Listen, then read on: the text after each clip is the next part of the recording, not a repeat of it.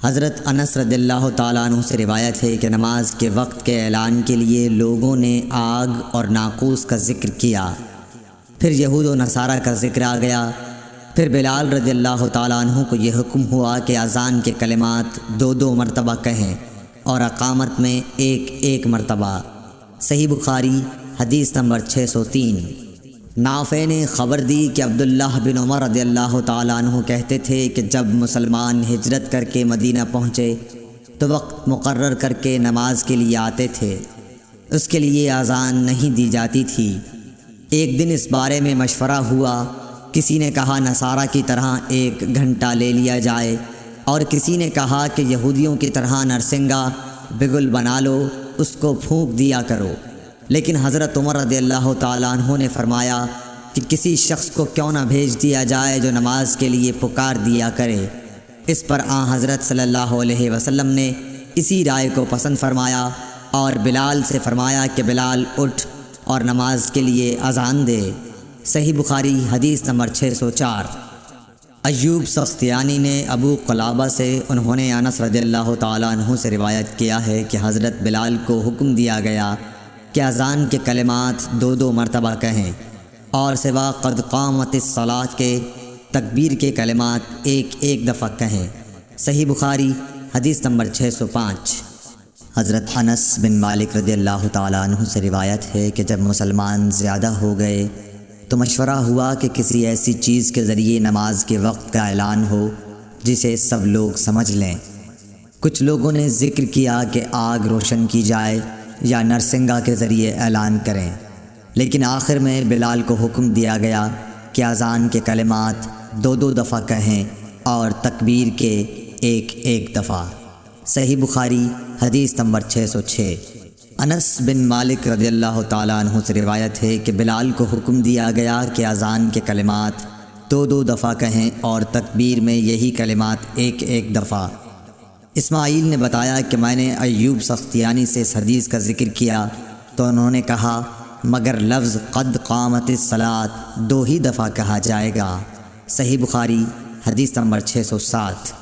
ابو ہریرہ رضی اللہ تعالیٰ عنہ سے روایت ہے کہ نبی صلی اللہ علیہ وسلم نے فرمایا جب نماز کے لیے اذان دی جاتی ہے تو شیطان بھاگتا ہوا بڑی تیزی کے ساتھ پیٹھ موڑ کر بھاگتا ہے تاکہ اذان کی آواز نہ سن سکے، اور جب اذان ختم ہو جاتی ہے تو پھر واپس آ جاتا ہے، لیکن جو ہی تکبیر شروع ہوئی وہ پھر پیٹھ موڑ کر بھاگتا ہے۔ جب تکبیر بھی ختم ہو جاتی ہے تو شیطان دوبارہ آ جاتا ہے اور نمازی کے دل میں وسوسے ڈالتا ہے، کہتا ہے کہ فلاں بات یاد کر، فلاں بات یاد کر۔ ان باتوں کی شیطان یاد دہانی کراتا ہے جن کا اسے خیال بھی نہ تھا، اور اس طرح اس شخص کو یہ بھی یاد نہیں رہتا کہ اس نے کتنی رکعتیں پڑھی ہیں۔ صحیح بخاری حدیث نمبر 608۔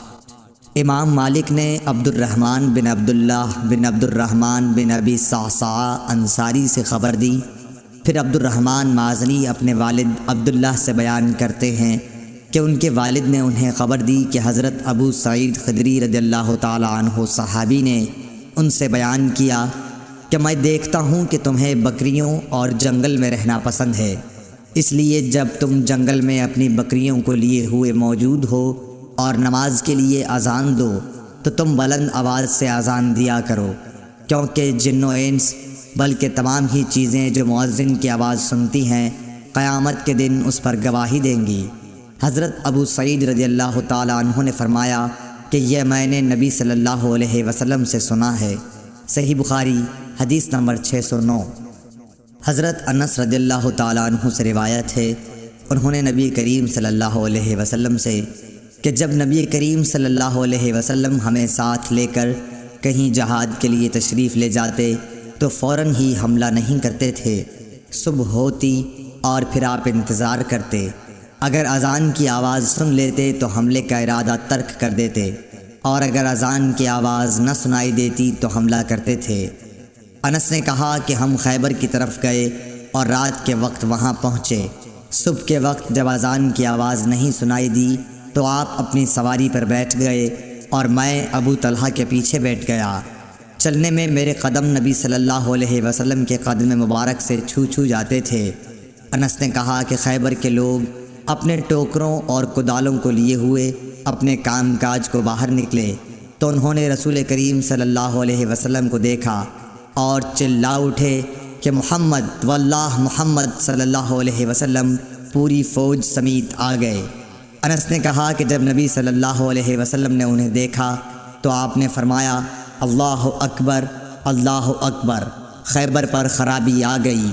بے شک جب ہم کسی قوم کے میدان میں اتر جائیں تو ڈرائے ہوئے لوگوں کی صبح بری ہوگی۔